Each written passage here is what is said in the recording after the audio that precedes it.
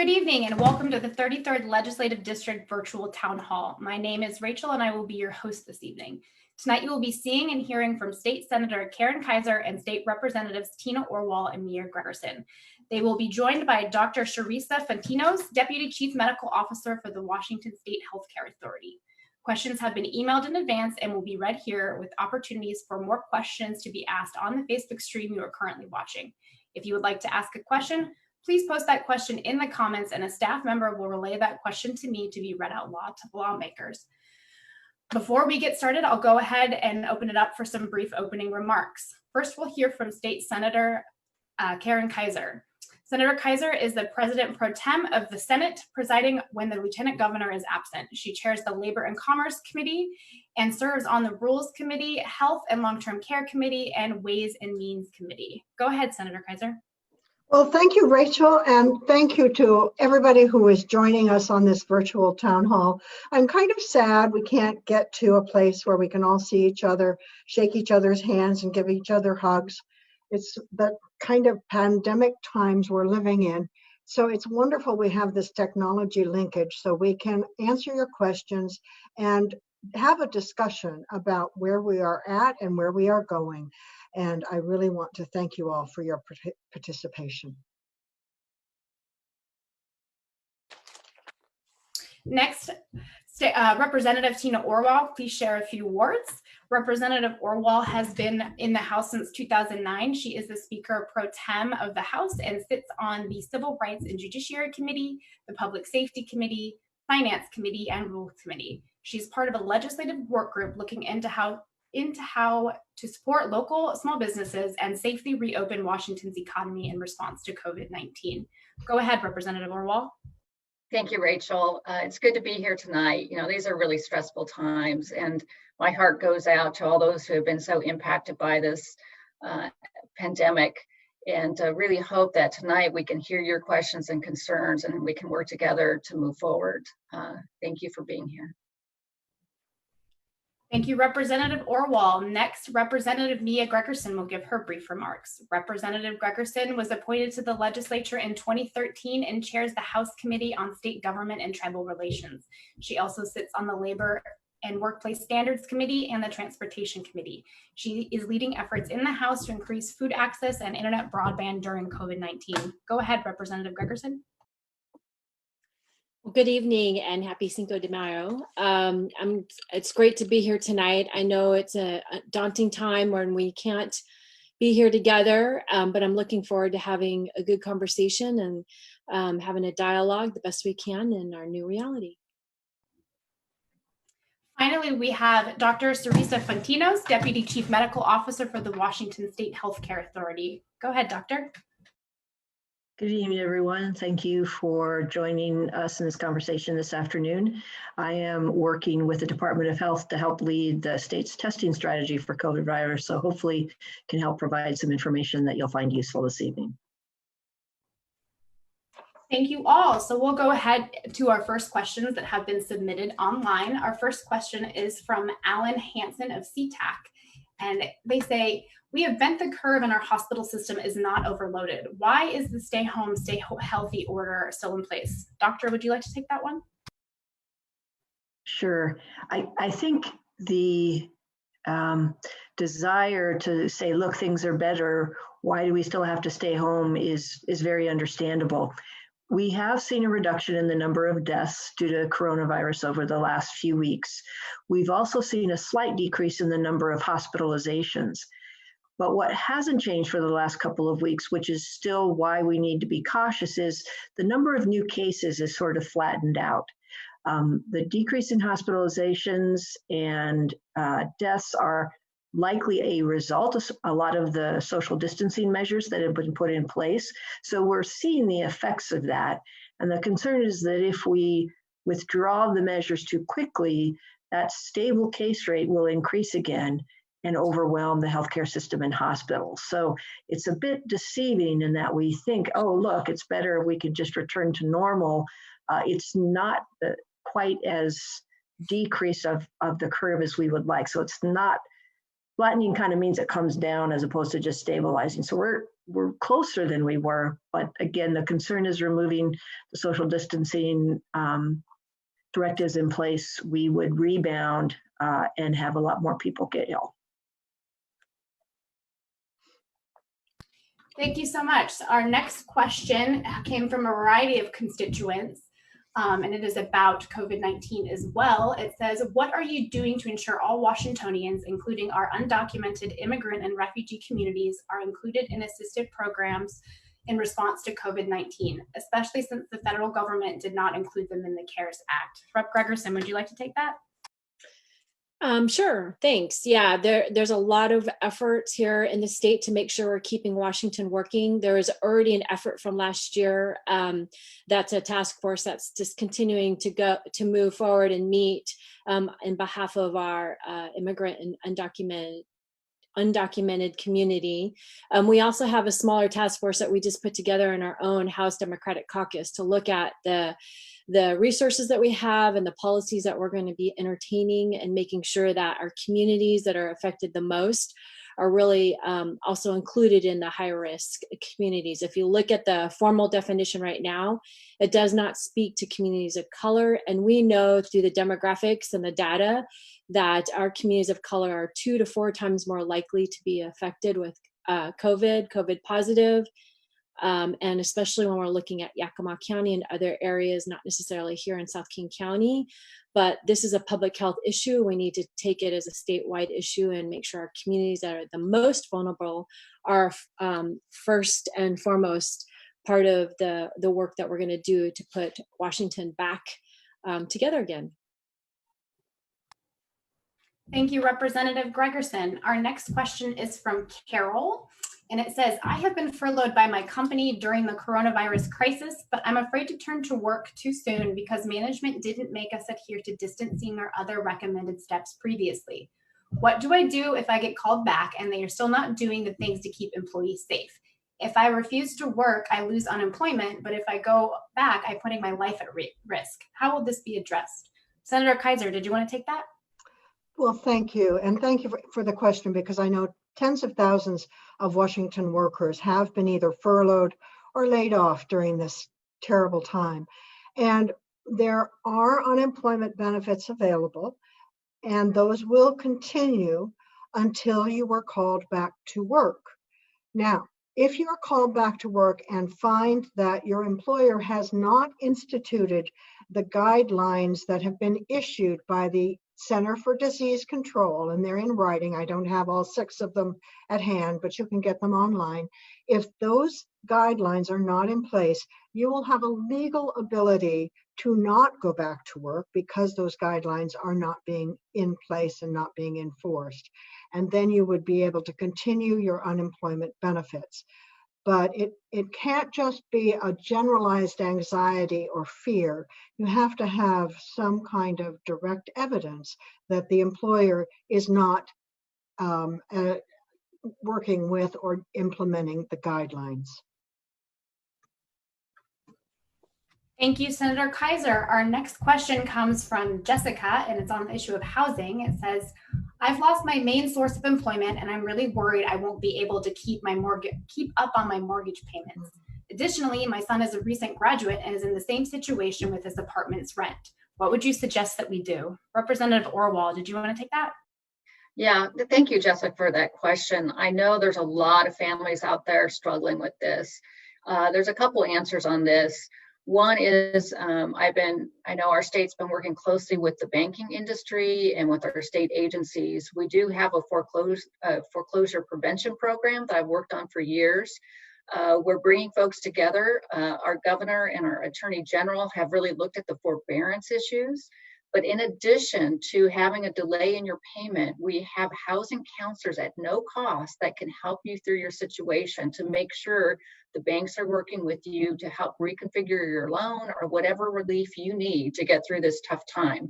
So I am going to share a couple numbers that you can call to get more information. One is general questions and one is to access housing counseling. As far as rent, I know our governor did extend the period of time where people cannot be evicted for lack of rent.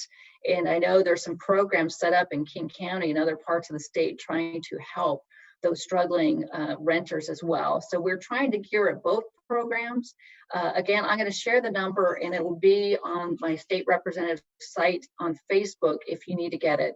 The first number is GFI's number, which is 1-877-746-4334. That's for any general questions you have about missing a payment or worried about missing a mortgage payment. The housing hotline is 1-877-894-HOME. And that again can answer questions. They can access a housing counselor or mediation or anything you need if you have a more complex situation. So I hope that helps. Thank you, Representative Orwall. We have a question from Dennis on Facebook, and it says, do you think community colleges and universities in Washington will be able to start again in September? I can't hazard a guess with that. I sure hope so, because my daughter's been going, taking classes and they've all gone online, and it would be better if she would be able to go to the class in the lab. So I hope in September there will be some kind of in-classroom, in-laboratory, on-campus activities. There are federal funds that we have just received to go to our universities and colleges, but that's certainly not the only issue here. It's also an issue of collaboration and community on the college campuses. Thank you, Senator Keiser. Our next question comes from Larry, and it says, what treatments, medications, if any, are hospitalized patients receiving for COVID-19, and what is the death rate for each kind of treatment? Doctor, would you like to take that one? Sure. Thanks for the question. I think it's probably going to vary by the patient. There's not, as you know, a specific treatment for COVID-19 or the coronavirus. There are different medications that are in trial. There are certain medications that are used to treat the consequences of the COVID infection. For instance, some people develop blood clots, and so they'll be put on blood thinners. Other people may develop a secondary bacterial infection, and they'll be put on an antibiotic. So there's not a standard suite of medications that people get. As I said, there are some trials ongoing across the country with some certain antiviral drugs, some of which are old, some of which are new. But at this point, it's really trying just to keep people stable and their, breathing, heart, kidneys supported until they get through the worst of the infection, if they're that sick and in the intensive care unit. Everybody's desperately trying to find something that we can say, yes, here's the drug that helps. So there's a lot of activity going on, but we don't have a drug yet that we can rely on solely. All right, thank you so much. We have a question on the environment, and it says, do you support a clean fuel standard here in Washington? We already passed one, and we passed a really good one. And we're in the process of implementing it. So absolutely, I think we had very strong support for that in both chambers and really on both sides of the aisle. So we're moving forward on that.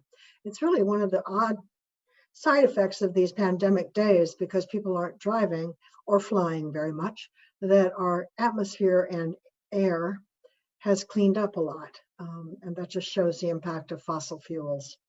Yes, and I support it as well. The use of biofuels is something that I think is really exciting for our community. Right now, we're struggling with air quality issues, and we've been studying that at the University of Washington. And again, these standards are really going to help us in our own health in this community. All right, our next question comes from Randy Sue, and she asks, have there been guidelines set up for how you treat the PPP funds that you received? You only have to spend on payroll, utilities, and rent and lease payments. Is it best to keep them in a separate escrow type of account and only use the funds for current expenses if you deferred payments from earlier this month? Or should you try another type of deferment for PPP funds? Right, Well, go ahead. Well, I was going to say, I was on a phone call with the federal BSA organization talking about the PPP this morning. That's a pretty detailed question. I think maybe we can help connect you with some of the staff. There's a regional officer that was on the phone call who represents a number of states, and he was answering a lot of questions for us today. A lot of people having trouble getting the loans or the full amount, but I would be happy if you want to contact my office. We can connect you with him, Mr. Fields. All right, our next question comes from Facebook, and it says, as we approach more COVID-19 testing, will this delay criminal investigation testing like rape kits, or is COVID-19 tested in other labs? Rep. Orwall, do you want to take that one? Yeah, that's a great question and something I care a lot about. Thank you for asking that. As far as I know, we'll be getting an update in a couple of weeks from the State Patrol. The lab that's focusing mostly on the testing the kids is not impacted by this. My understanding is that a lot of the lab work is happening at the University of Washington, but maybe Dr. Tino can help on that. But again, as the last I've heard is that that's moving forward and at the pace we were really hoping. So that's a great question. I'll know more soon, but thank you for checking on that. Yeah, I would just add that the tests for the PCR tests you've heard about for the virus, those are being done in laboratories across the state and as part of their normal workflow, as it were. So it's not a specific lab that they go to. And as far as the antibody or serology tests, those can be done anywhere where there's a lab as well. Thank you both. We have a question from Elena regarding food access, and it says, I have been reading a lot of reports that the food banks could run out of supply. What can community members do to help? Rep. Gregerson, would you like to take that? Yeah, and thank you for that question. I think food access and food insecurity is a really big deal, and we've been planning for this since before we left session. Just a little bit of information is in April of 2019, we had about 750,000 food insecure people in Washington state out of 7.7 million. And this, in April of 2020, we had 1.5 million identified as food insecure and looking at 2 million. So the needs are going up, and it's absolutely relevant to think about whether or not food banks are going to close and what we're going to do to ensure that there's enough food in the system. So there's a few things. There's the Washington Food Fund that you can find on the Washington State website, which is the COVID-19.gov, which is the main website. And there you can find that. And that is a public-private partnership where the state is putting in money, and then we're fundraising with our three non-governmental entities to ensure that we're leveraging the most amount of money we can to purchase food. And then donating to your local partners and your local food banks, and reaching out to find out how you can help them is great. And then we are definitely starting a lot of different action teams more in the community to ensure that there's a local coordinated effort that can speak to the more statewide coordinated effort to ensure that we push resources and food and understand where the gaps are to be able to get ahead of that. And we know that May is going to be a very long month when it comes to making sure that people have enough food on their table. And this is the first time too that a lot of people will have experienced food insecurity, so they don't know where to find resources and they don't know how to get connected. And so again, that's even more important for everyone to really look around you and find out how you can help. So thanks for that question.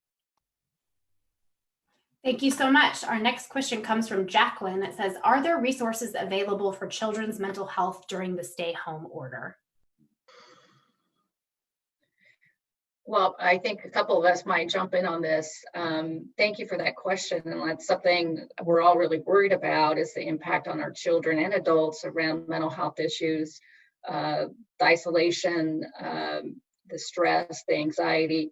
What my understanding is that a lot of the Medicaid services and the private insurances are trying to move towards tele-mental health, and that counseling appointments are happening online, but I don't know to what extent. And there is a work group that we have at the state level that's working on the reimbursement.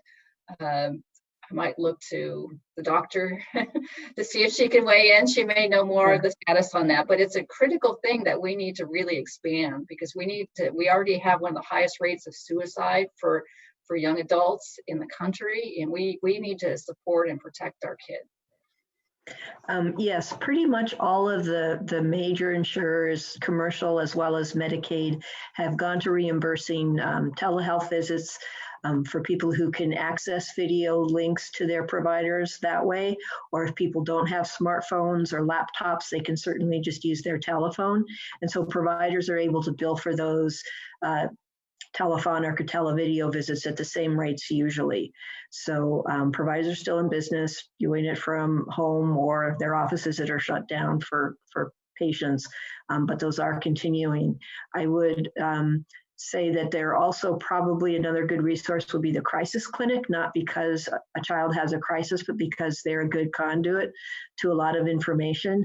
And I think the final thing we've added is this is stressful for children, certainly, but it's also stressful for adults. And I think that one of the things we can all do to help each other is to reach out, even though we can't reach around and hug people, but we can reach out to each other and check in and make sure we're okay.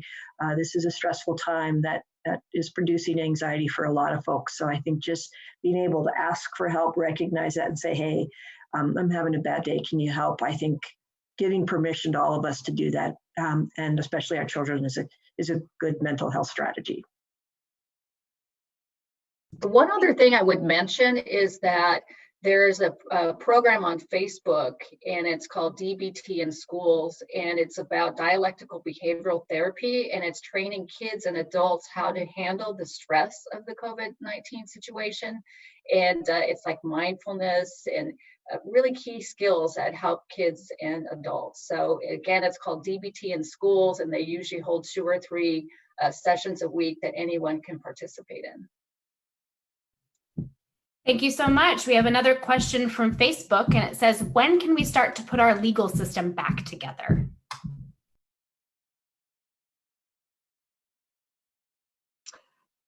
Go ahead. You're on the Judiciary Committee, Tina.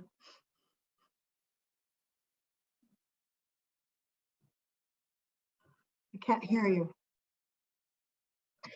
Sorry, I was muted. Yeah, this is something that is being discussed. I mean, from everything of what's going on in our correctional facility, because I do serve in public safety, we have a lot of meetings on that. The courts are going to probably have to provide plans of how they keep people safe, like we're asking other parts of government and business. And so I think it's going to be opening slowly. But sadly, in one of the calls I had today, is we're seeing a huge increased number of domestic violence cases and children's cases, and we need to have those mechanisms up and running to protect and keep our community safe. So I think they will move forward slowly, but they're critical. Thank you.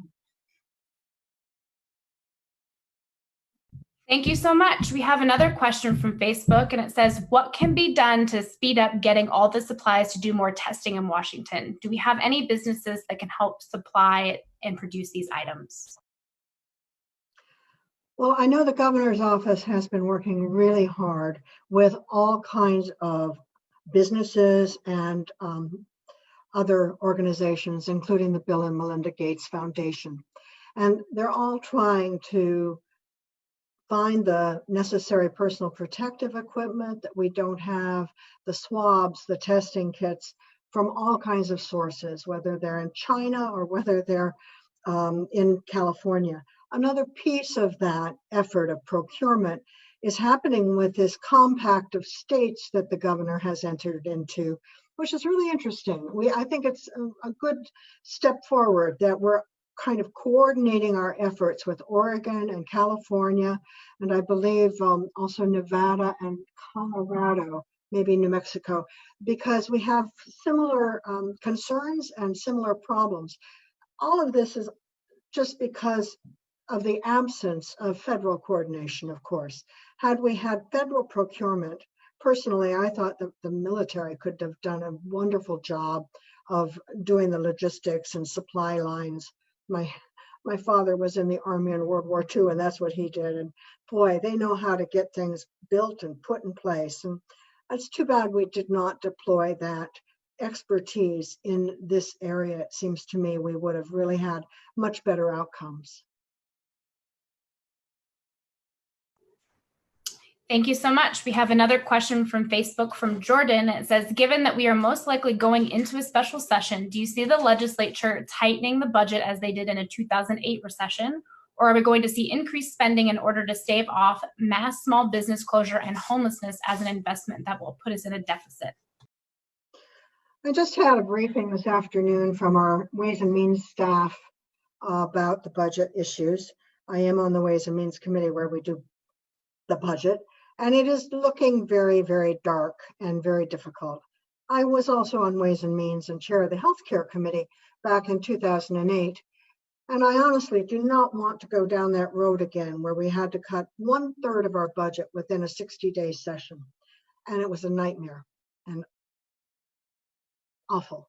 And I don't want that to happen again. So I am trying to think creatively and work with colleagues and with advocates on new approaches to addressing the needs that we have. We could find, I think, new revenue sources in this current climate, and we could find a different way to deliver services. So I'm not willing to just go down an all cuts budget road.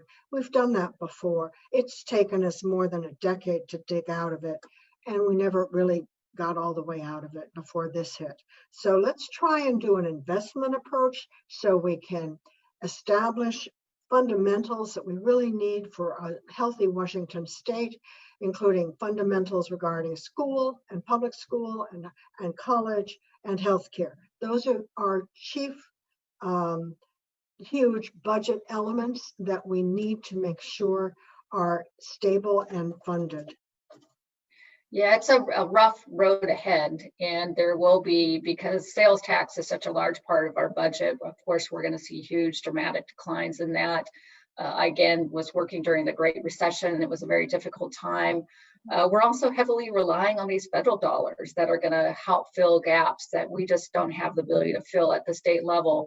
But we have to be careful because we need to resuscitate our economy at the same time. And so it's going to be a challenge moving ahead. And I think reaching out and hearing and getting input from the community will be really important as we move forward.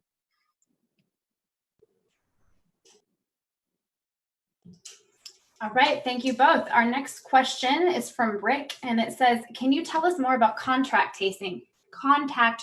That seems to be the key in getting back to normal. What can we expect to see, and how would that work? So this is Therese Patinos. The Department of Health is working on that strategy right now. A big piece of that is training people to be able to do the contact investigations. So the idea is once first a person tests positive, they're asked to isolate or stay at home, and then they're asked to give contact information for the people that they've been around in close contact to. Then those folks are tracked down and advised to quarantine and watch for symptoms themselves.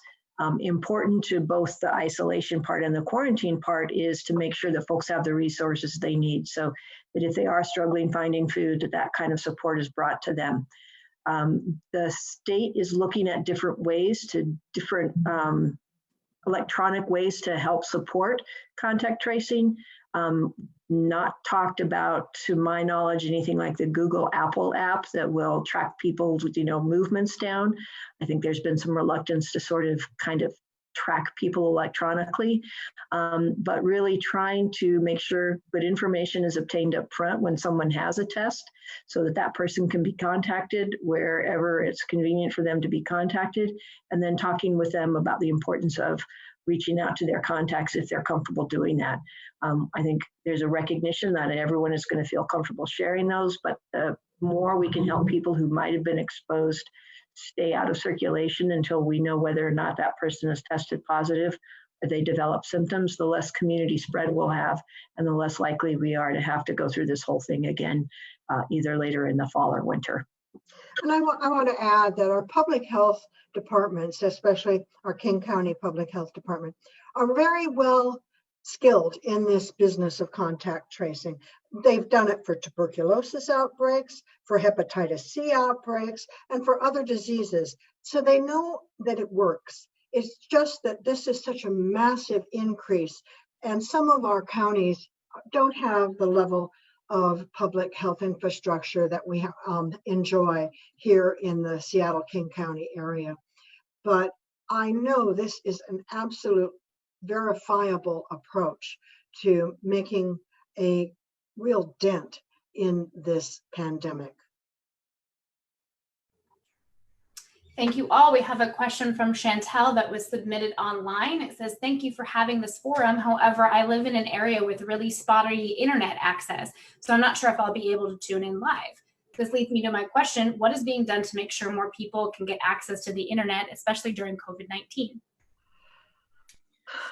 I share your pain. I lost my internet about an hour ago and I wasn't sure I'd be joining you for this town hall. I don't know why. I live in the suburbs. You would think in the 33rd district we would have stable, secure internet, but things happen.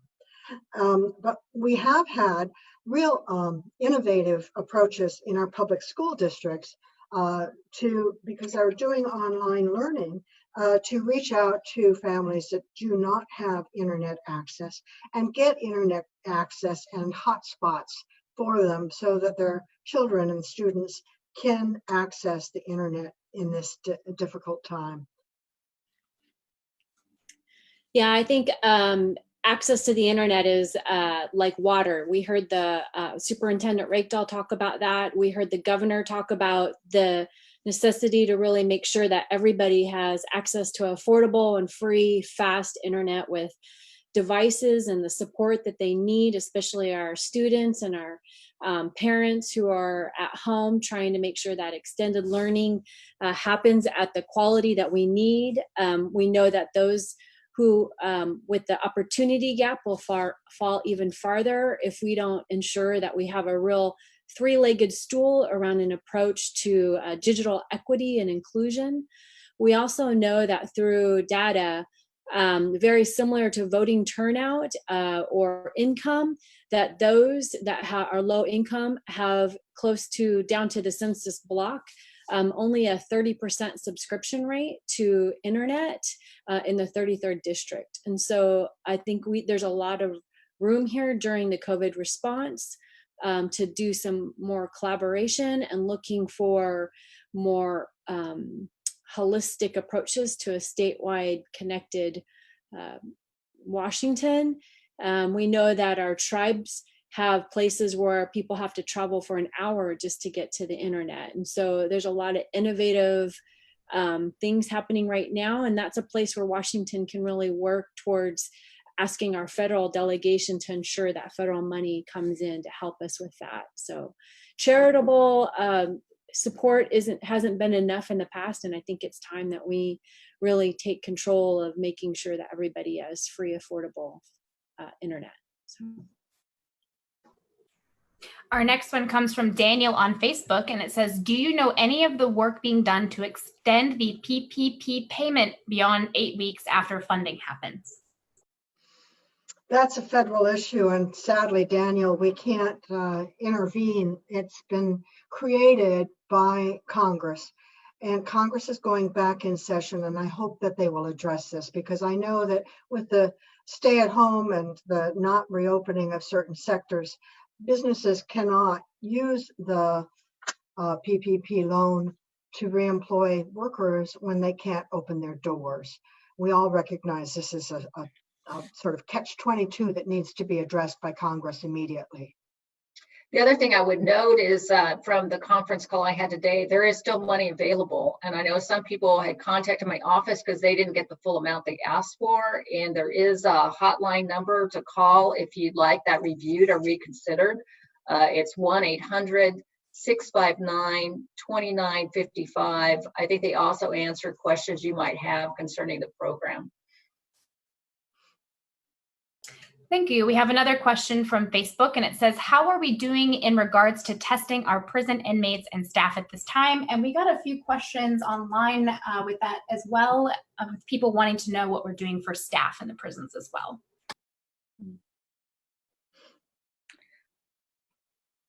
I know we had a conference call about this yesterday. Representative Roger Goodman is our lead in the House, who's been working with the Department of Corrections and the Health Department, and they have been doing quite a bit of testing. There are certain facilities. I heard of one work release today where there was a number of people that tested positive, and it tends to be, as you would imagine, in one area of a prison when there's an issue. The numbers they are considering are pretty small, but very worrisome. I would imagine people have family members in one of these facilities. You would be very concerned. My understanding is the jails in our state have a very low census, that they've really released most of the people. But we are trying to expand that testing, and there is at the Department of Correction website all the stats of all the staff that have been tested, the people in the correctional facilities, I think broken down by facility, if you'd like to review that.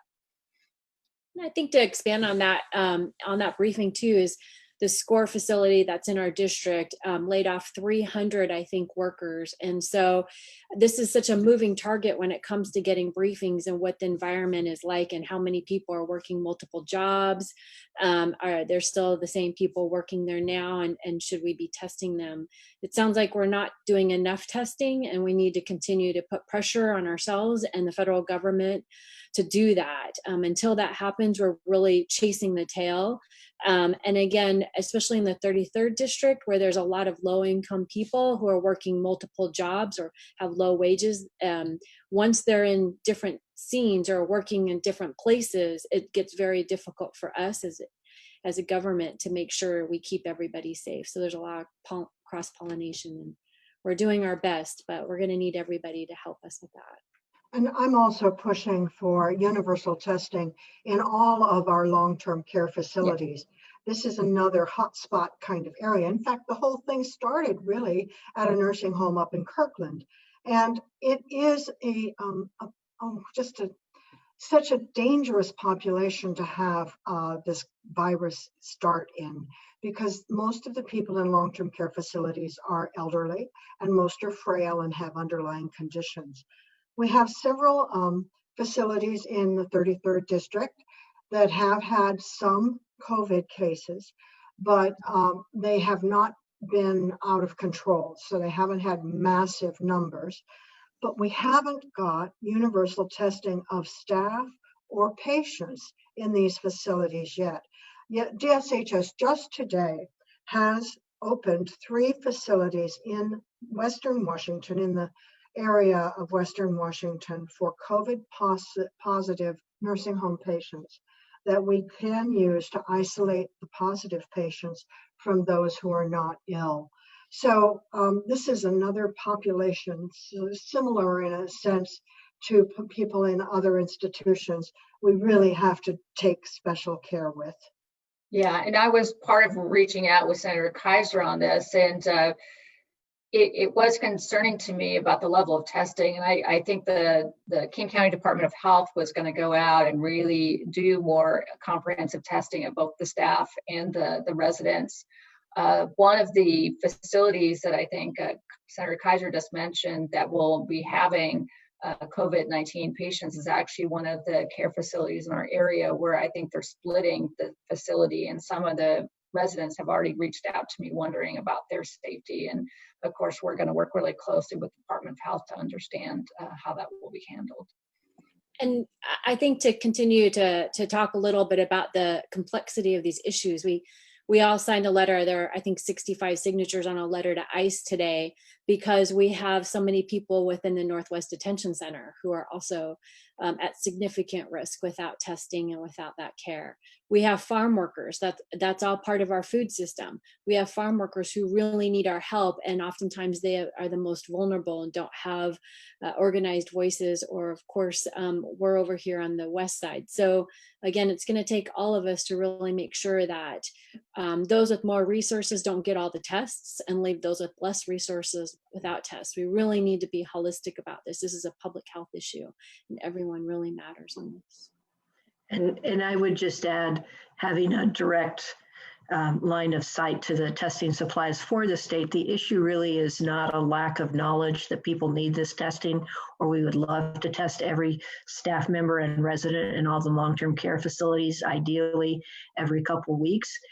We just don't have the supplies. We don't have the supplies yet to get tests, all the outbreaks, particularly in central and eastern Washington. So I think really recognizing that part of the issue is the supplies. Everybody in the world wants the same supplies. And really, in whatever advocacy or outreach you can do to your local representatives that are handling this call versus others, it's really helping let people know that we should have supplies. We shouldn't have to be waiting 6 weeks for a shipment to come from Asia or Europe of supplies that we could ideally be making here. So I think as frustrated as people are about their loved ones and concerned about their family members in long-term care, all the folks out there trying to take care of people are also frustrated. So, and hopefully this consortium of states can also take up the issue of testing supplies.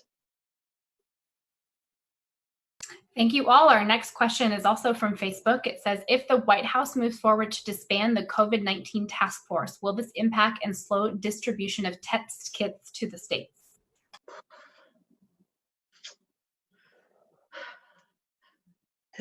That is a good question. The test kits that we received today were from the national stockpile. So depending on how that's managed going forward, it's not clear at this point. At least to me, there may be people who can better speak to that at this point in time.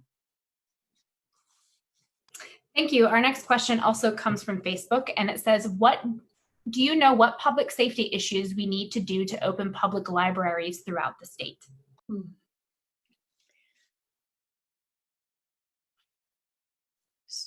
So I'm on we're in this group called IACT, which is Internet Access Crisis Team, and it really came together. There's about, I think, 45 participants from all over the spectrum of organizations or agencies, and the libraries are at the table.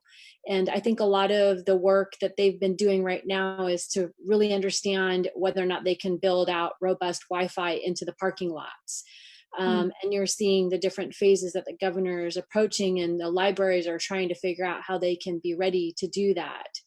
I also know that while we have a lot of people in the queue trying to get through to ESD and LNI and others, that the librarians and the libraries are trying to figure out a space where they can be supportive and helpful in that in the meantime, and whether they can do that while still safely social distancing from people, to have a little bit of that contact with people who can't just do it over the phone or don't have internet.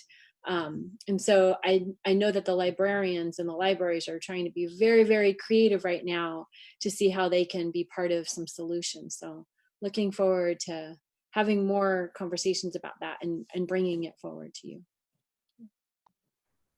We have another question that was submitted online by Wanda. It says, I live close to the airport. Where can I get help with noise reduction equipment, windows, or whatever? Great question. We've been teaming up all of the delegation here and really trying to do important steps to really help around noise and air pollution in our area. One of the bills I got passed this session, well, two actually, one Senator Keiser and I worked on together, was to allow for the repair of noise equipment, such as windows and doors that have been damaged, to be potentially replaced. So the good news is we moved the policy. The next steps are going to be actually putting a bigger process in place, which will probably take some federal dollars and other resources to really expand the program so homeowners can really get new equipment. We also want the cities involved because we want an inspector to go in. We don't want new equipment to be put in a house that may have mold or other issues that maybe actually resulted from poor ventilation. So we want to make sure it's done correctly, and we're going to need additional resources around that. So it's coming. Senator Keiser, do you want to say anything else on that? Well, this is a very long-term project, and we continue to work on it. If you've just moved into the area, you should know that the community has been very active in terms of getting mitigation for our noise and our environment as well. That means air quality as well. And we are trying to push all the buttons to get the Port of Seattle to to come to the table and work with us and provide a more generous approach to homeowners in our region. So we'll continue to work with you and other citizens in our district who have this concern. Feel free to contact our offices and we'll get more information to you. Yeah, and there are great community groups that you could connect with that have been part of the process every step of the way. So glad to share that information. Thank you all. We've got a question from Doug on Facebook. It looks like he helps out with a Cub Scout pack. It says, are all events like Seafair parades like the Des Moines Waterland Festival, Kent Cornucopia Days going to be canceled and that money held over for next year? Are the fireworks also going to go away? I hope not. We just don't know.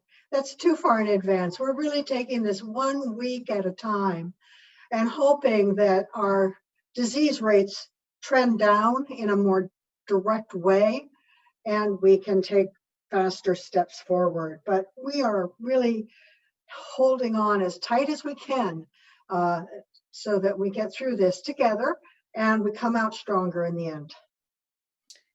And I think that we are really trying to make sure we work in partnership with our local jurisdictions, our cities and our counties who are facing dire cuts and making those really difficult decisions right now.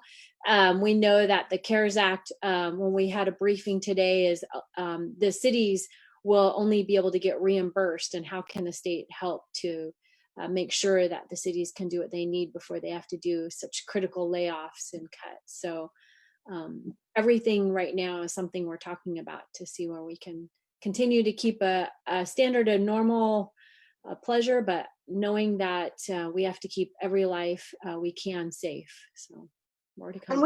And we also should tell you, we are very concerned that all of our local cities, Kent and Burien and Des Moines and SeaTac and all the jurisdictions we work with are seeing a huge cut in their revenues because the usual business and operations and retailing aren't happening.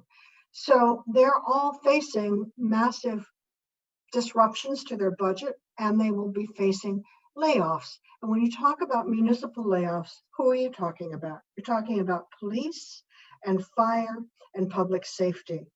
So we really need to come up with a way to restore the funds for those local jurisdictions so we don't cut ourselves off at the knees with these budget cuts.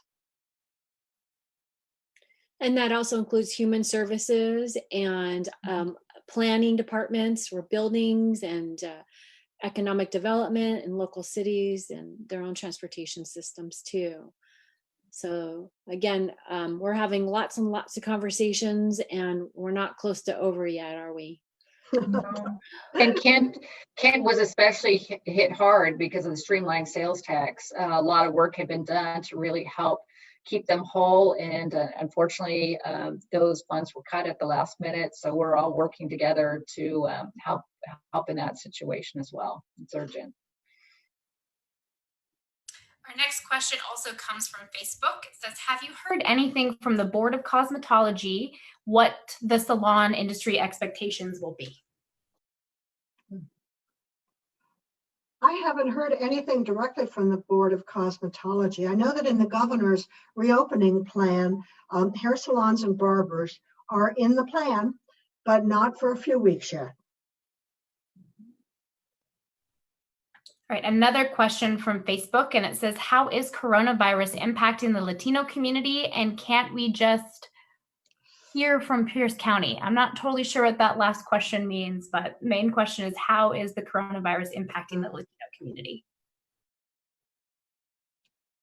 The Latino community, at least as some results in King County show and other parts of the country, is disproportionately impacted, experiencing rates of infection and hospitalization 3 to 4 times higher. So they are certainly experiencing more severe illness than non-Latino communities. And, many thoughts as to why that might be, but one, I think Representative Gregerson mentioned, especially when thinking about access to healthcare and ability to get services. If you're working multiple jobs, or you're a farm worker working 12-hour days to harvest, then it's challenging to take time out to take care of yourself. And I think some of the challenges that people of color, as well as people who are living in poverty, face is that they're often living in not able to have big roomy houses. And so I think that there are a lot of factors that relate in part to poverty and access to care, but they are disproportionately impacted by the coronavirus. I really appreciate the doctor making mention of all that. That is definitely the work with all the task force work we've done around the Office of Equity, hearing from communities all around the state, structural racism by policies that have been made for hundreds of years by different jurisdictions, cause redlining, which has people living in larger, more tighter areas of housing, so it's more difficult to quarantine and have that social distancing. We know our communities have food deserts, and the lack of access to healthy food makes people travel farther. We also know that our communities have larger households, and so they tend to gather more. And I know we've heard a lot in the press around the difficulty for congregations not to be able to come together and really be together and share stories and find that community. And we feel the pressure to do that. But our communities are doing that, even if we are asking them to not. And so that's the constant battle of trying to connect with people, keep them safe, and recognize this is their lifeline. This is how they actually stay healthy, is by that social connection. The other community, especially in South King County, is our PI community, our Pacific Islanders community. They too face very similar health disparities. And so COVID is very, very hard on our communities, especially here in the 33rd district. So.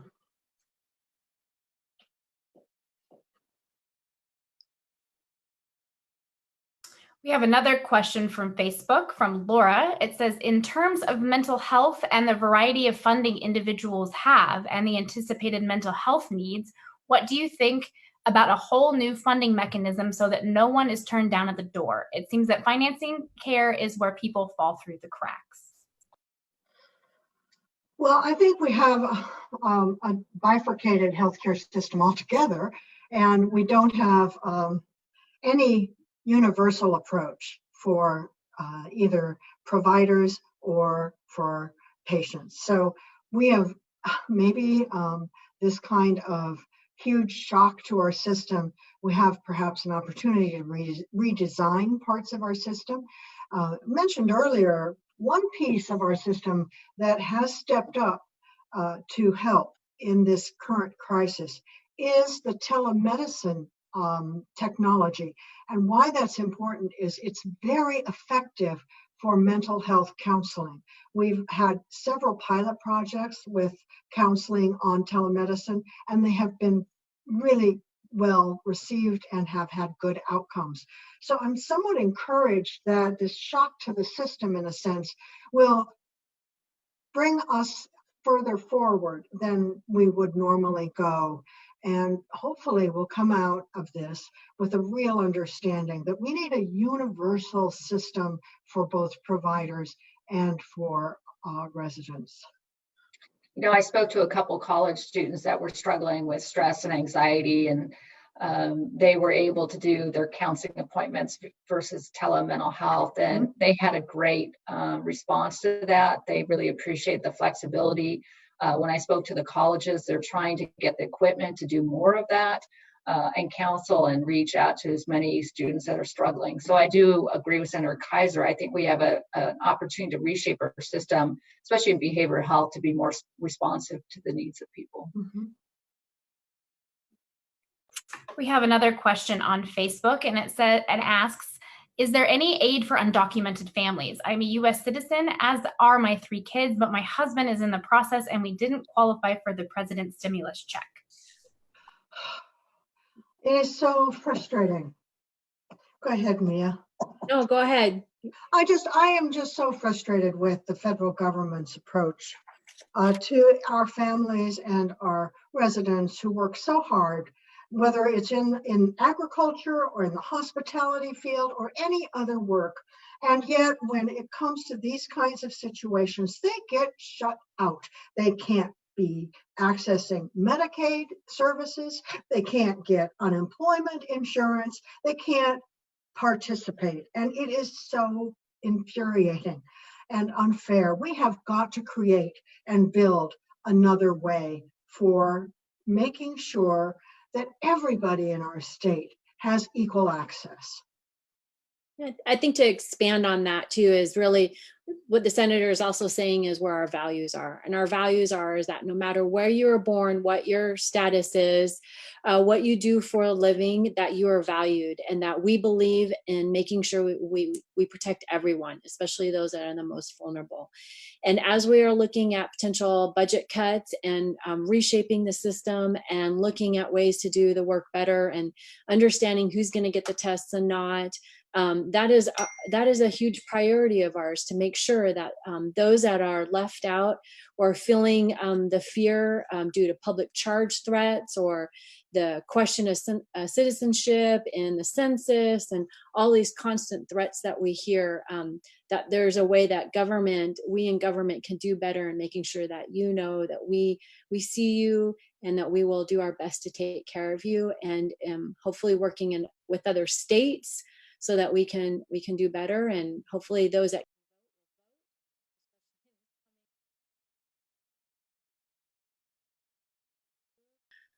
but again, I think it's our farm workers that we really need to look at. If we can't protect our farm workers who are doing that work to feed us, then we have a problem in our system. So we should really look at that as a test case and doing our work. So. Thank you. We have another question that was submitted online from Samit. It says there are about 25,000 community college students who pursue their education at either Highline and Green River. With all classes being online, many students are struggling to keep a balance of work and life. What can be done to aid students able to access education?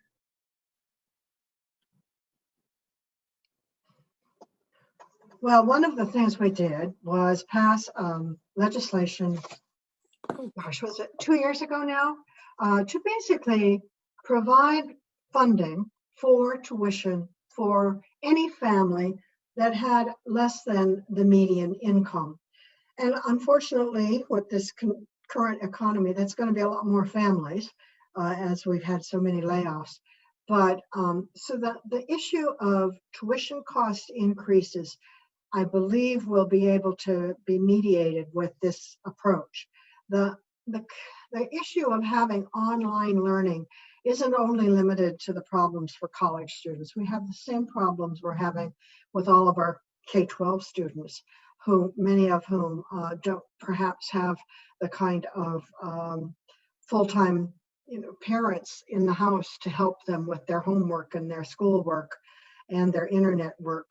So I really think we have to figure out, as this pandemic slows and we go back to in-person school, both in colleges and in our public schools, a more seamless way that we can learn both in classrooms and online. And I'm very proud of our community technical colleges during this time. The first thing they did was send out surveys to really listen to what the students said, and of course our teachers.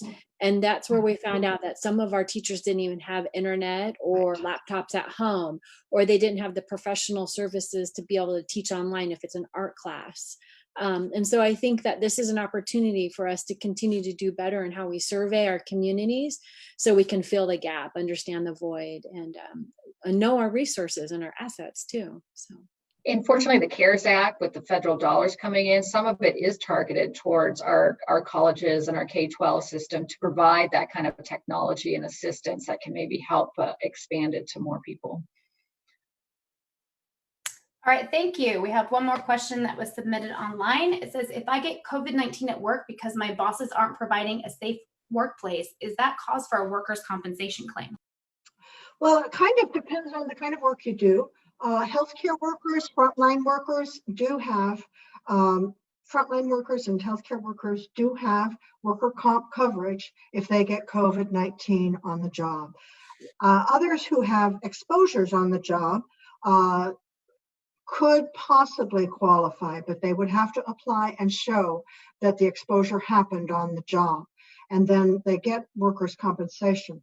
I will say, generally, the time loss payments of workers' compensation right now are actually lower than the unemployment insurance payments because of the additional federal dollars that are flowing into unemployment compensation for the next few weeks. So it is a difficult judgment call for individuals to make, but the one thing that workers' comp does provide, as well as time loss payments, is medical coverage for your condition. So each individual has to make their own decision where they should be making that application, whether it would be Department of Labor and Industries for workers' comp or Employment Security Department for unemployment insurance. Unfortunately, we are all out of time, and that was our last question. Thank you to everyone who participated in our virtual town hall. I'm going to turn it back over to the legislators for some closing remarks. Senator Keiser, go ahead. I didn't know we were doing closing remarks. So thank you, Rachel. I want to thank you for hosting and making this go so smoothly. We couldn't have done it without you. And I want to thank all of the participants who had such interesting questions and on so many different topics too.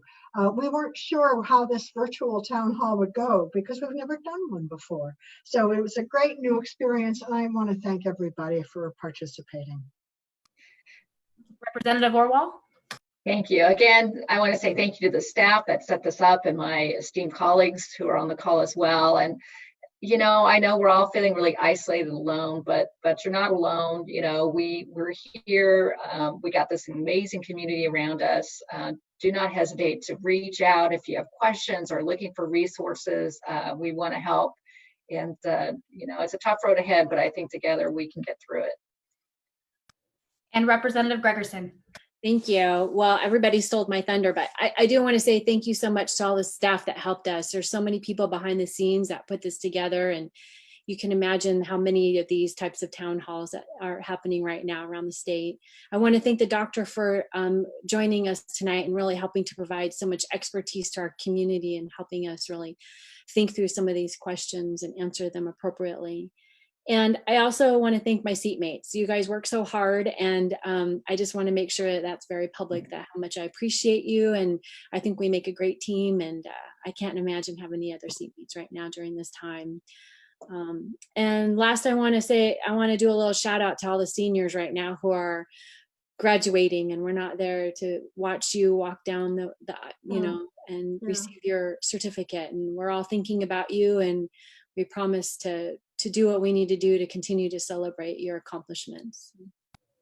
All right, and last but not least, Dr. Fatinos. Listening to your representatives and Senator Keiser, I think I probably want to live in South Seattle now. But I appreciate the opportunity to participate. You had great questions.